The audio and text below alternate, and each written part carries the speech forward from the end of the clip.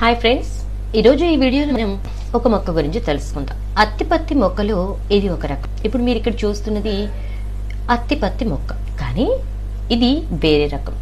దీన్ని చిన్న అత్తిపత్తి, నేల అత్తిపత్తి, చెవి అత్తిపత్తి అంటూ ఇలా వివిధ రకాల ప్రాంతాలను బట్టి వివిధ రకాల పేర్లతో పిలుస్తూ ఉంటారు.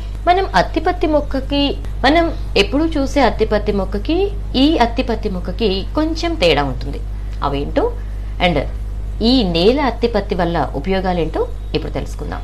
మామూలు అత్తిపత్తి మొక్కకు ఆకులు చాలా చిన్నవిగా అండ్ చిన్నపాటి ముళ్లను కలిగి ఉంటాయి.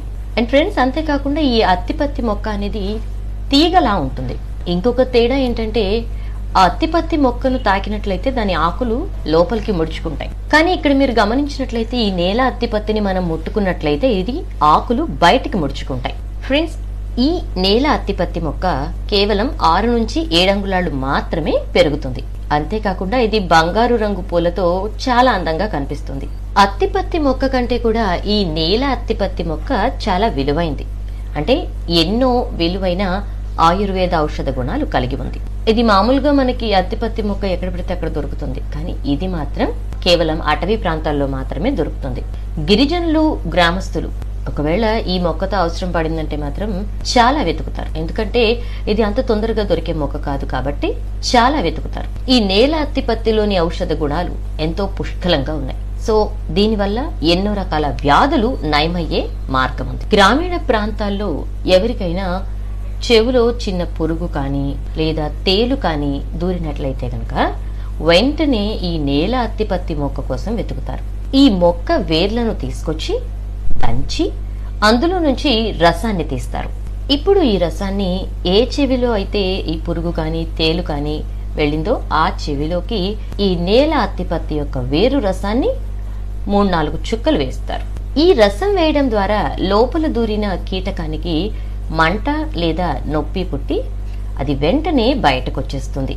ఈ నొప్పి మంట అనేది కేవలం ఆ పురుగుకి మాత్రమే ఉంటుందండోయ్.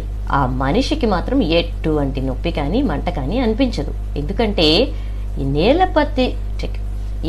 అత్తిపత్తి వేరు యొక్క రసం కేవలం ఆ పురుగుపై మాత్రమే పనిచేస్తుంది. కట్లపాము విషాన్ని విరచటంలో ఈ మొక్క వేరు బాగా ఉపయోగపడుతుంది. కట్లపాము కాటు వేసిన వారి కోసం ఈ చెట్టు యొక్క వేరు తీసుకొచ్చి బియ్యం కడిగిన నీరు, అంటే మనం బియ్యం కడిగిన తర్వాత ఆ నీళ్లు ఉంటాయి కదా, అవి పారబోయకుండా ఆ నీళ్లతోటి కలిపి ఈ వేరుని నూరుతారు. అంటే లేపనంలా తయారు చేస్తారు. చేసిన తర్వాత ఈ నీళ్లతో కలిపి దాన్ని ఆ మనిషికి తాగిస్తారు. ఇలా తాగించడం ద్వారా కట్లపాము కాటు వేసిన విషం మొత్తం విరుగుడైపోతుంది. బోధకాలు వాపు తగ్గించడానికి ఈ మొక్క బాగా ఉపయోగపడుతుంది. ఈ మొక్క సమూలాన్ని తీసుకొచ్చి బాగా దంచి దానిలో ఆవు నెయ్యి కలిపి లేపనంలా తయారు చేసుకుని దాన్ని బోధకాలు వాపుపై పట్టులా వేయాలి. ఇలా పట్టులా వేయడం వల్ల కొద్ది రోజుల్లోనే ఈ బోధకాలు వాపు అనేది తగ్గిపోతుంది. చూసారు కదా ఫ్రెండ్స్, వైద్యంలో ఈ నేల అత్తిపత్తి మొక్క ఏ విధంగా ఉపయోగపడుతుందో. అంతేకాదు ఫ్రెండ్స్, ఇది వైద్యానికే కాదు, ఎన్నో రకాల పూజల్లో, వశీకరణాల్లో ఈ మొక్కని ఉపయోగిస్తూ ఉంటారట. మరుగుమందు తయారు చేయటంలో కూడా ఈ నేల అత్తిపత్తిని ఉపయోగిస్తారని గిరిజనులు చెప్తూ ఉంటారు.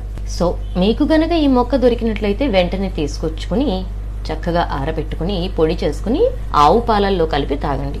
దాని ద్వారా ఎన్నో రకాల పోషకాలు, శక్తి లభిస్తుంది. చూసారుగా ఫ్రెండ్స్, ఇవి ఈ మొక్క